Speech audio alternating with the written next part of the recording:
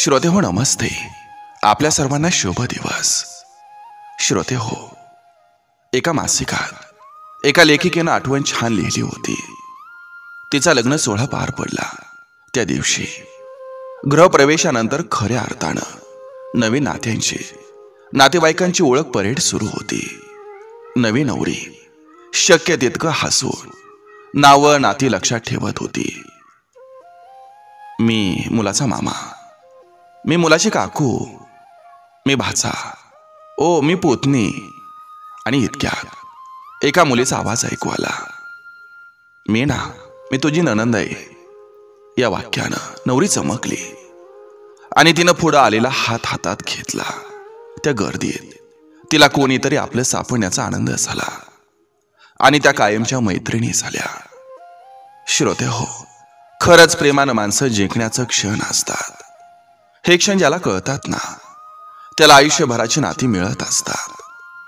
ज्यांचं असं क्षण हुकत असतात त्यांना कितीही प्रयत्न करून पुन्हा ते मिळवता येत नाहीत. माणूस पैशानं विकत घेता येत असेल, भीती आणि धाक दाखवून काबू ठेवता येत असेल, पण या नात्याला, प्रेमाला जागा नसते. अशी नाती कृत्रिम आणि खोट्या वागणुकीनं ती निर्माण होत नाहीत. मुळात नात्यापेक्षा माणूस म्हणून आपण समोरच्याला कसं पाहतोय, तो माणूस म्हणून तुमच्या मनात त्याच्याबद्दल काय विचार आहेत, यावर हे क्षण अवलंबून असतात. श्रोते हो, ओशोनी एके ठिकाणी सांगितलेली गोष्ट आठवते. एका कठीण अशा उंच डोंगरावर एक साधू जड लाकडाची मोळी घेऊन वर जात असतोय. तो घामाघूम झालेला असतो, वजनानं दमवून गेलेला असतो. त्याला पाठीवर सोडीत एका मुलाला घेऊन डोंगर चढणारी एक छोटीशी मुलगी दिसते. हसून साधू विचारतो, बेटी बहुत बोझ है ना? तेव्हा मुलगी म्हणते, महाराज ये तो मेरा भाई है, बोझ तो आपने उठाया. श्रोते हो, माणसं जिंकली जातात.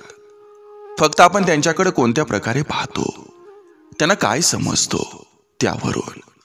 बाकी सम्राटाला सुद्धा बाजूला सरक ऊन येऊ दे असे म्हणणारे भेटतात, तर या उलट उष्ट्या बोराने राम प्रसन्न होतो. थाईला लागलेल्या भाजीच्या पानानं कृष्ण तृप्त होतो. इतकंच काय, तराजू तुळशीचं पान ठेवून त्याला तोलता देखील येतं. नक्की विचार करा. चला, आजही आपल्यासाठी सुंदर विचारांची ही शिदोरी, ही मालिका अशीच पुढे घेऊन आलोय. चला करूया सुरुवात सुंदर विचारांना, सुंदर सुविचारांना.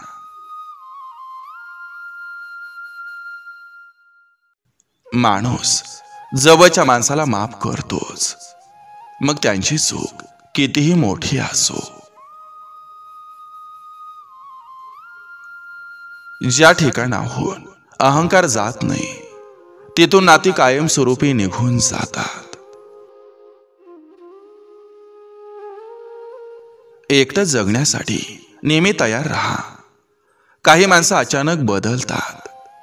आज तुम्ही त्यांच्यासाठी महत्वाचे आहात, उद्या तुम्ही त्यांच्यासाठी काहीच नाही आहात. आणि हेच खरं जीवन आहे. जबाबदारीचं ओझं पेलण्यासाठी भक्कम हातापेक्षा कणखर मनाची गरज असते. कमी बोलणारी लोक फक्त त्यांच्या आवडीच्या लोकांसोबत जास्त बोलत असतात.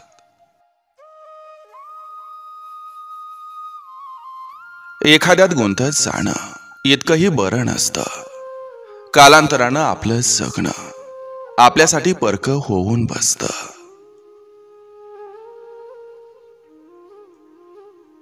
एक नातं असं पण असावं, कितीही भांडण झालं तरीही सोडून जाणारं नसावं.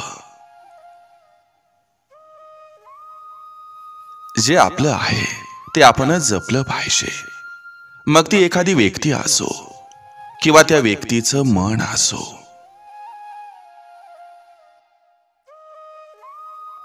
कधीच कोणावर अवलंबून राहू नका. जे करायचं आहे ते स्वतःच करून दाखवा. दुसऱ्यावर अवलंबून राहिल्यास आपण स्वतःची क्षमता विसरत जातो.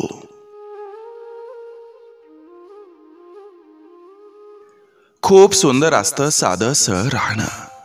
स्वतःला त्रास होत नाही आणि दुसऱ्यालाही त्रास होत नाही. आपण भलं आणि आपलं काम भलं. आजच्या जीवनात खरी गरज आहे ती फक्त माणुसकीची.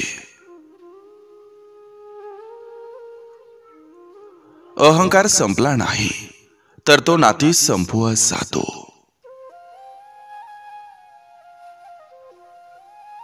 माणसाला वेळेसारखं वागता यायला हवं. ज्याला आपली कदर नाही त्याला पुन्हा भेटणं हे टाळता यायला हवं. समजून घेणाऱ्या व्यक्तीला समजून घेणारी व्यक्ती कधीच भेटत नाही.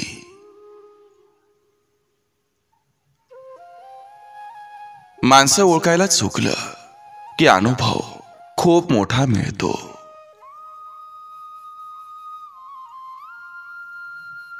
डोळ्यातलं पाणी आणि त्यामागची कहाणी फक्त काळजातल्या माणसांना कळत असते.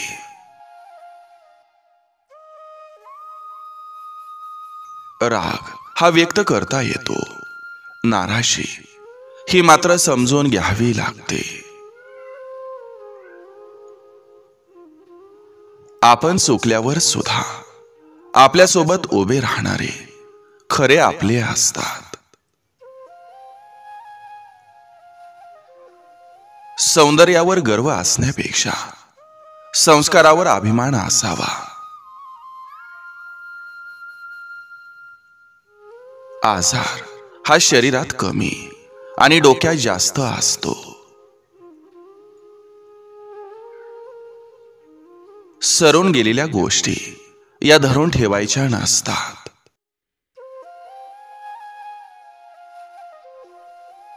शाळेतलं आयुष्य संपलं की आयुष्याची शाळा चालू होते.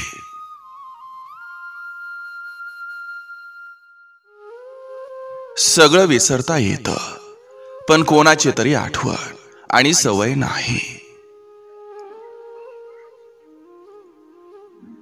झोप येण्यापूर्वीचं विचार हे मनाच्या खूप जवळ असतात. सोबत राहणारे पाहिजे, सोबत चालणारे भरपूर भेटत असतात.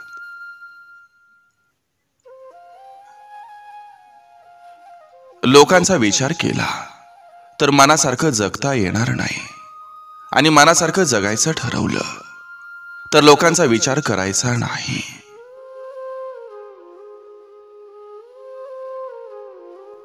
व्यसन करून फक्त वेळ वाया जातो, परिस्थिती नाही.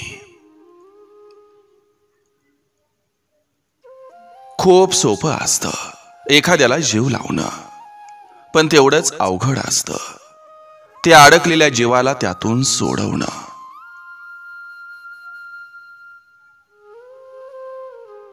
चांगल्या गोष्टी घडायला आणि योग्य व्यक्ती आयुष्यात यायला वेळ लागत असतो.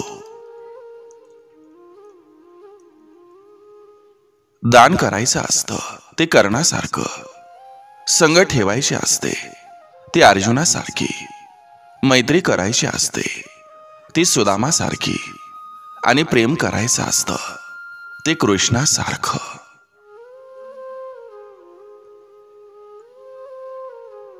काही व्यक्ती आयुष्यात येतातच फक्त स्वतःची सवय लावून जाण्यासाठी.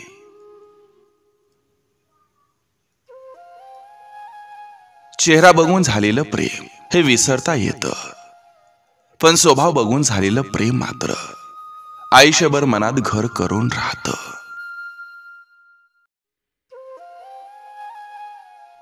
मनाला समजणं जर इतकं सोपं असतं तर मन कधीच दुखावलं नसतं.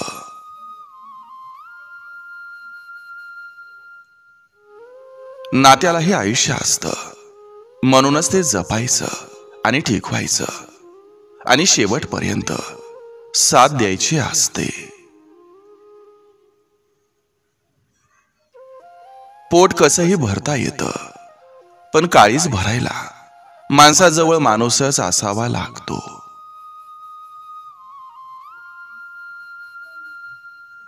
स्वतःची ताकद सांगायची नसते, वेळ आल्यावर ती दाखवायची असते.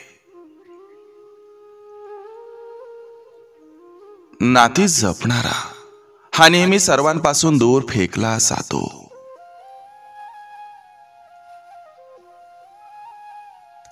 नात्यामध्ये काही लोक हे साबणाच्या फेसासारखी असतात. मदतीच्या वेळी काही क्षणासाठी दिसतात आणि नंतर गायब होतात.